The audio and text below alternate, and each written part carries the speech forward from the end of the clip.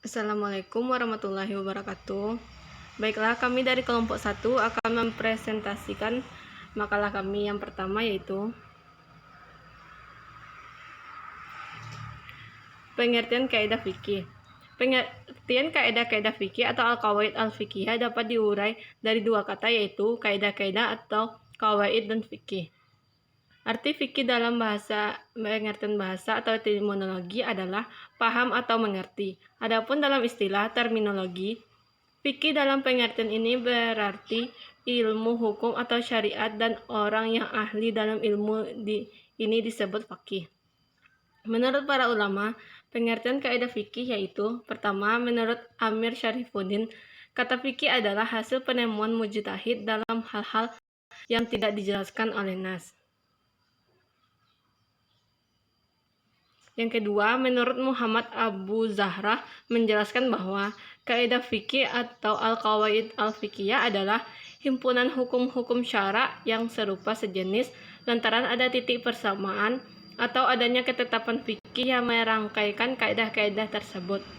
Yang ketiga, menurut Muhammad Abu Zahrah menjelaskan bahwa kaidah fikih atau al-qawaid al-fiqhiyah adalah kaidah atau teori yang diambil dari atau menghimpun masalah-masalah fikih yang bermacam-macam sebagai hasil ijtihad para mujtahid. Yang keempat, menurut T.M. Hasbi Asy-Siddiqi, kaidah-kaidah fikih atau al-qawaid al-fiqhiyah adalah prinsip-prinsip mabda dan dabit-dabit fikih yang masing-masing mengandung hukum yang umum.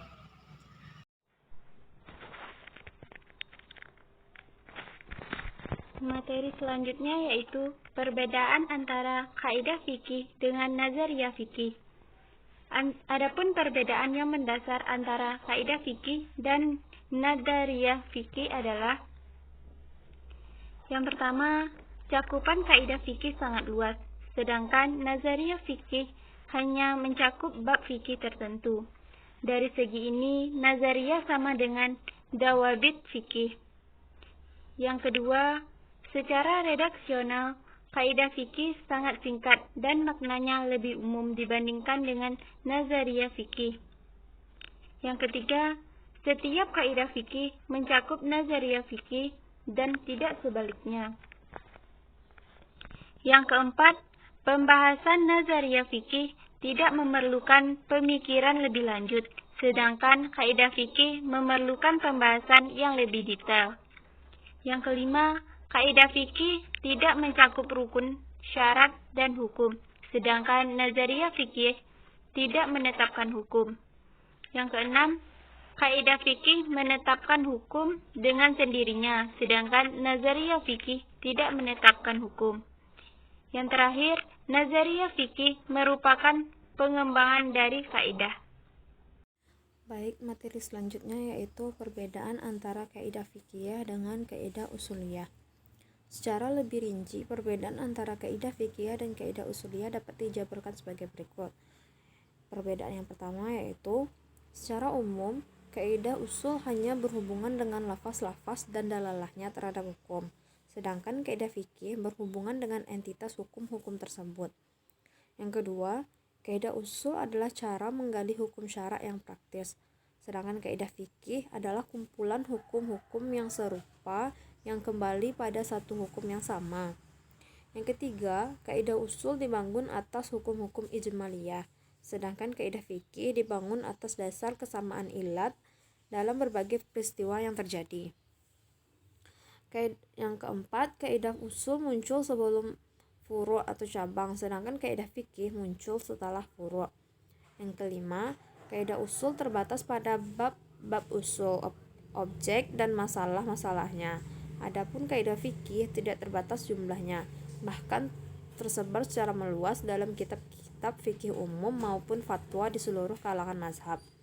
Selain itu, kaidah fikih tidak hanya terhimpun dalam satu wadah, sehingga ada yang beranggapan perlu adanya penyusunan ensiklopedia kaidah fikih.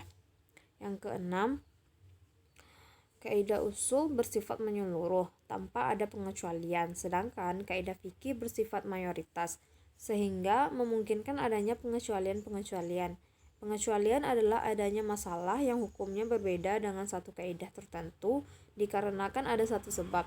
Sebab di sini yaitu seperti adanya keadaan darurat dan lain sebagainya. Baiklah, materi selanjutnya akan dilanjutkan oleh Fajar Febrianto. Baiklah, saya akan melanjutkan yang terakhir, yaitu fungsi kaidah fikih dalam hukum Islam. Di antara manfaat mempelajari al-qawaid al-fiqhiyah yakni untuk menjadi alat bantu bagi mujtahid, hakim, imam dan mufti. Akan tetapi secara khusus dalam perumusan hukum Islam berfungsi untuk: yang pertama, kaidah fikih terdapat posisi yang bagus di dalam dasar-dasar syariat, karena di situ terhimpun cabang-cabang yang hukumnya bisa dikecualikan.